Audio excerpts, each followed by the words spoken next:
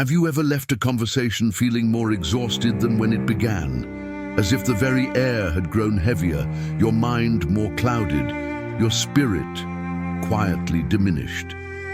It begins subtly, a sigh, a groan, a veiled complaint masquerading as casual observation. But over time, these words become poison. They sap your strength, infect your peace, erode your clarity, and worst of all, they begin to shape your thoughts. You start to see the world not through your own reasoned judgment, but through the smoky lens of their bitterness.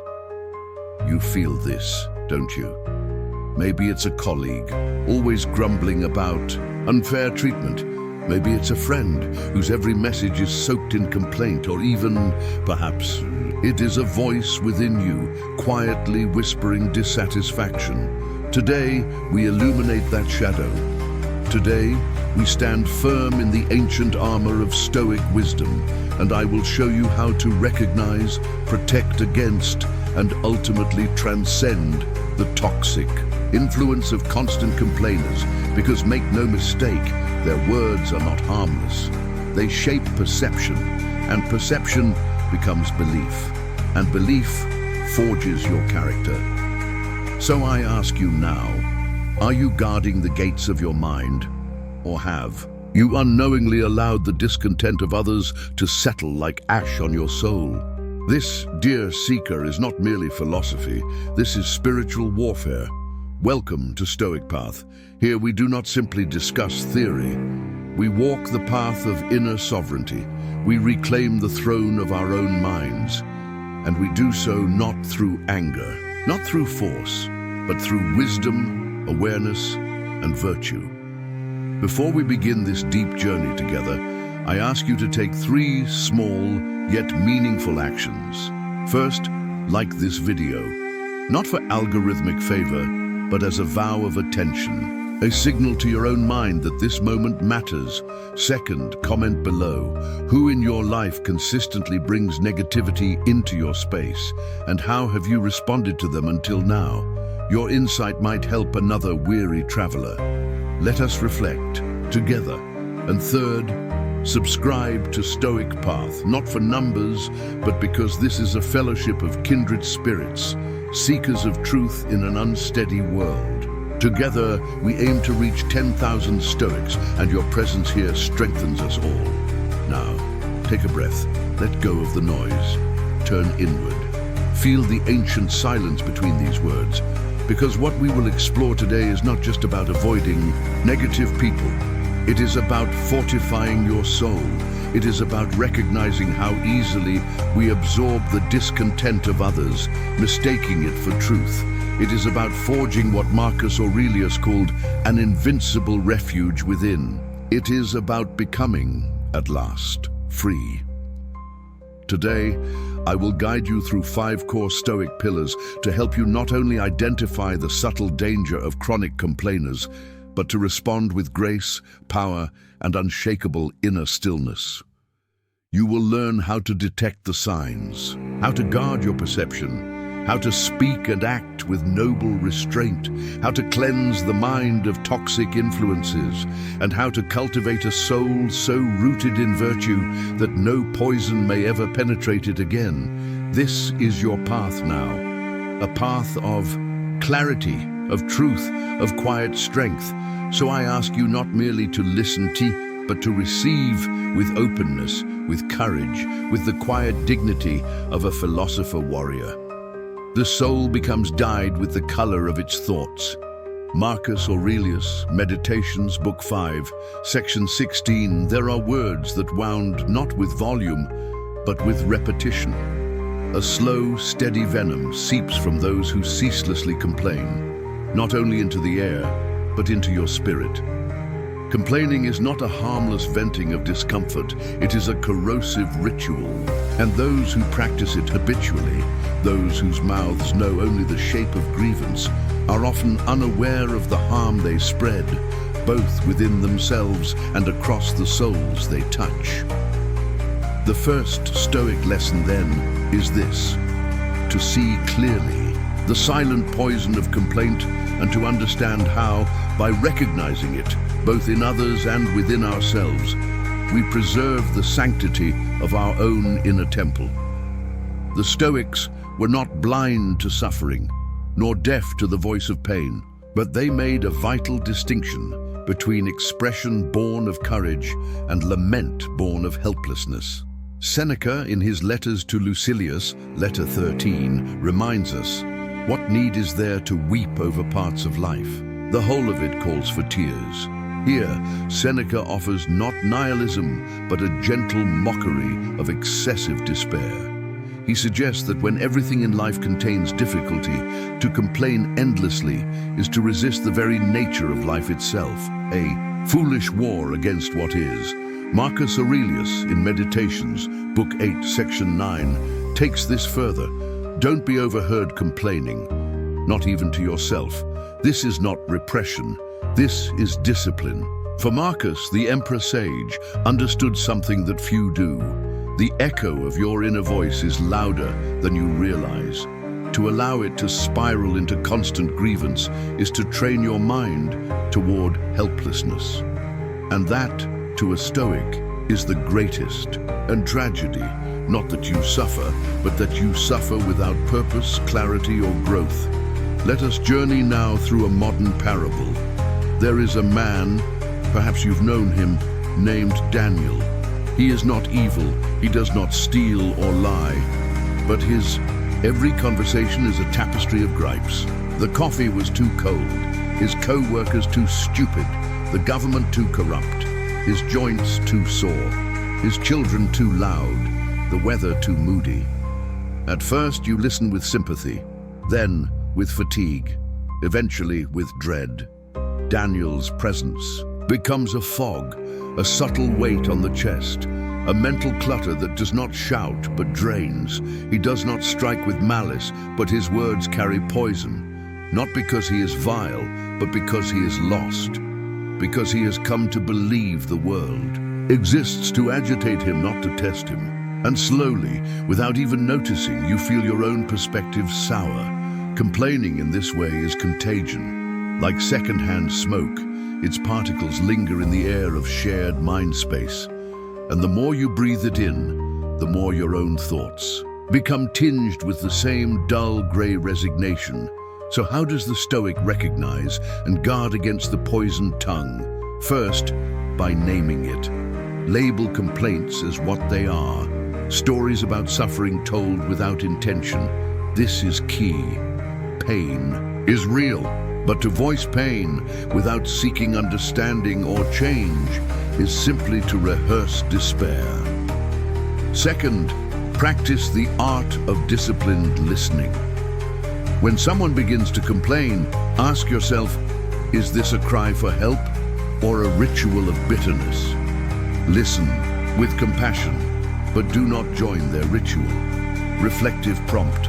When I speak of my struggles, do I seek wisdom or sympathy alone? Am I trying to change something or merely to bleed out loud?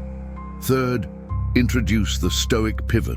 This is the act of gently turning a complaint into a principle. If someone says, life isn't fair, you might reflect silently. And yet fairness is not promised, only virtue is required. This act, when practiced, builds your immunity. Beware a common pitfall, believing that compassion demands agreement. It does not. You may love someone and still refuse to drink their poison. Affirmation. I will not echo the bitterness of another. I remain the custodian of my own mind. Practical exercise. For one day, carry a small stone in your pocket. Each time you are tempted to complain, touch the stone instead. It is your anchor. In that moment, ask, is what I am about to say necessary, true, and will it help? Let silence be your strength. By recognizing constant complaining, not with judgment, but with discernment, you cleanse your soul of ambient bitterness. You begin to see that complaint is not a vent, but a valve, one that leaks your inner power into the void. You begin to embody presence, calm, clarity. Those around you feel the difference. You do not silence their suffering, you transmute it. with presence, with strength. You become not a sponge for grievances, but a mirror for resilience. And over time, something miraculous happens. People begin to rise in your presence. Or in their inability to rise, they begin to fall away. Either way, your inner peace remains undisturbed. Waste no more time arguing what a good man should be. Be one. Marcus Aurelius. And so, dear traveler, let others speak in the language of complaint. You speak in the language of virtue. In every bitter tongue, see a soul asking, is there another way? Let your life be the answer. The second toxin that infects the soul is personalization. The instinct to interpret the actions, moods, or words of others as judgments upon us. Like a cursed mirror, we gaze into the world and see reflections of our own wounds. We assume that the clerk's coldness is contempt, that the silence of a friend means rejection, that a stranger's success is somehow a strike against our own worth. This is not awareness. This is illusion. This is not strength. This is slavery to ego. The Stoic antidote is clear. What others do is not about you. To believe otherwise is to grant your peace to their chaos and your power to their shadows. The Stoics knew the world does not revolve around your emotions. Marcus Aurelius, amidst the weight of ruling an empire and the decay of his own body, wrote to himself, "If someone does wrong, the harm is to themselves. You only suffer if you decide to." Meditations. Book 9, Section 42, Seneca likewise observed in his letter on anger, "It is not the insult that harms us, but our interpretation of it." What's behind these statements? A piercing clarity. You cannot control others. You can only govern your interpretations. And if your interpretations are always filtered through the question, what does this say about me? You will suffer. Needlessly, meet Elena. She's competent, thoughtful, dependable. But when her boss walks past her without a smile, a seed of anxiety blooms. Did I mess up? Is she disappointed? At lunch, a friend fails to reply to a message. Elena spirals. Is she mad? Have I offended her? None of this is said. All of it is assumed. Elena doesn't need an enemy. Her own mind supplies one. The real tragedy, none of it is about her. Her boss had a migraine. Her friend was with her sick father. The world, in truth, was never watching her. But Elena was. Too busy analyzing shadows to see the sun. So how do we dissolve this cursed mirror? We begin with detachment, not coldness, but distance. A sacred boundary between your soul and another's storm. Stoic strategy. 1. Assume neutrality. When someone behaves oddly or negatively, assume nothing. Instead, ask, what if this has nothing to do with me? This is not naivety, it is clarity. Most people act from their own fears, wounds, or distractions. Your presence in their drama is incidental at best. Stoic strategy 2. Train the pause when a reaction rises. Hurt, anger, resentment, pause. Ask yourself Marcus's eternal question. Is this truly harm, or am I choosing to feel harmed? Stoic. Strategy 3. Name the story, say aloud or in writing. I'm telling myself a story that this person's action means something about me. Then ask, what else could it mean? This reclaims your authorship. You become a narrator, not a victim. Affirmation. Their mood is not my mirror. Their chaos is not my cage. For the next 3 days, practice this. Every time someone does or says something that triggers a negative feeling in you, stop. Do not interpret it, do not explain it to yourself, just note it silently. This may not be about me. Let it float.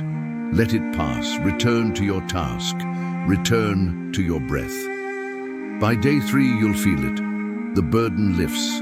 The fog clears. You'll realize how much of your suffering came not from the world, but from false ownership of others' behavior. When you stop taking things personally, a quiet miracle unfolds. You become free, free to listen without reacting, free to serve without needing praise, free to witness cruelty without becoming cruel. You become still amid noise. You become fireproof in a world of sparks. He who is not puffed up by praise or cast down by blame is great. Epictetus, this is not indifference, it is independence.